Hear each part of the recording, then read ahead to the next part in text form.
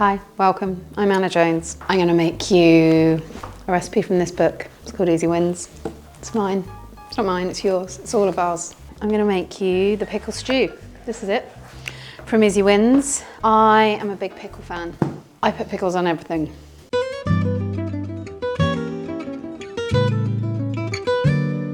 Today we're going to make a pickle stew. It is using pickles in two ways. We're also going to use the brine that the pickles sit in because that is a undervalued ingredient. This recipe was one I came up with when I was pregnant, and it's a add-on to a stew I've been making for years and years and years. But one day I was craving pickles, so I added some pickles to the stew, and it basically made a very everyday stew into something that felt really fun and interesting and fun, as we know. That's what I'm all about. These are a slightly kind of sweeter, less punchy, astringent onion. So I'm using two quite big onions here because I know that these are going to be quite sweet. So the onions are going in and we just want those to be kind of browned.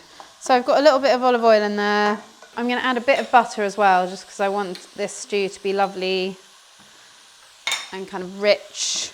And I'm going to add a nice pinch of salt, kind of help the onions cook down. Next is the cavolo. The stalks of the cavolo are often thrown away, but they're actually delicious. And because these are slightly tougher than the leaves, I'm going to put them in with the onions so that they have a bit longer cooking.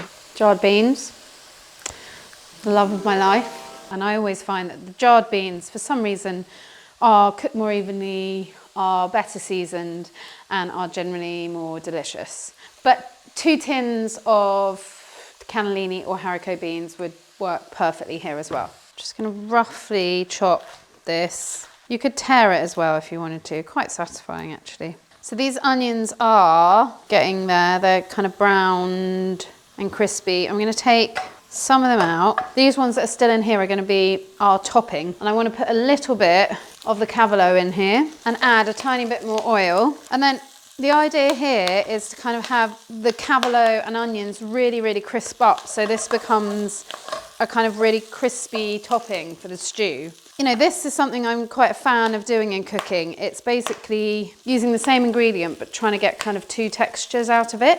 So obviously we've got some of these onions that are going to be in the base of the stew, and we've got this cavolo that's going to go in and be kind of cooked and soft. So then by keeping a bit of it in the pan and kind of crisping everything up, it means we're going to have this crispy, almost old school Chinese takeaway sort of seaweed vibe.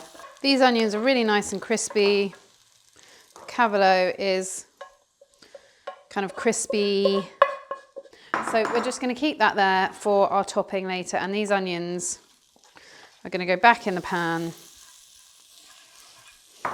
And we're going to start our stew. I'm going to add the beans. And all that kind of stickiness that's built up on the bottom of the pan is now kind of coming off and is going to be kind of absorbed into the stew and the beans. So we've got a litre of veg stock. I've used jarred beans here, but if I was using tin beans, I would smash up a few of the beans against the side of the pan. Or you could just use a potato masher and do 2 or 3 mashes. You might want to season here. The jarred beans are quite well seasoned. And obviously we've added stock here. This was just stock from a stock cube. Both of those things are salty. So this doesn't need loads and loads of extra salt. I'm just going to add a little bit. But if you've used a less salty stock, or if you've used, you know, beans that weren't as well seasoned, you might need to add a bit more salt here. And this is just going to simmer for about 10 to 15 minutes until some of the beans have sort of broken down and it's a bit kind of thicker and everything's come together. To our pickles, you don't want them too thin because you still want them to keep their crunch. It's an adorable pickle. There we go. And I'm going to add the rest of cavolo, about 4 tablespoons of the kind of pickle juice, the vinegary pickling brine. That doesn't need to cook for very long. You just basically want the cavolo to wilt. You want the cavolo to wilt a little bit and for everything just to kind of come together. Just going to add a bit of black pepper. But when you taste here, you're kind of tasting for seasoning, but also for acidity because I've want this to have like a vinegary, pickly back note. So this is where you can add a little bit more if you want to, but I think it's good. I'm gonna chop up a bit of parsley, a little bit of dill. Okay, I think that's good. All the cornichons in there, and the beans are kind of broken down to make a really creamy broth. And now the toppings, because in my opinion, any soup or stew, it's about the toppings. We've got some of these crispy onions and the crispy cavolo that we had earlier, a little bit of that. We're gonna add a few more of the cornichons, a bit of the dill and parsley, just because I've got it. I'm gonna add a little bit of creme fraiche that's just gonna kind of melt into the soup. I'm also gonna add a little grating of parmesan.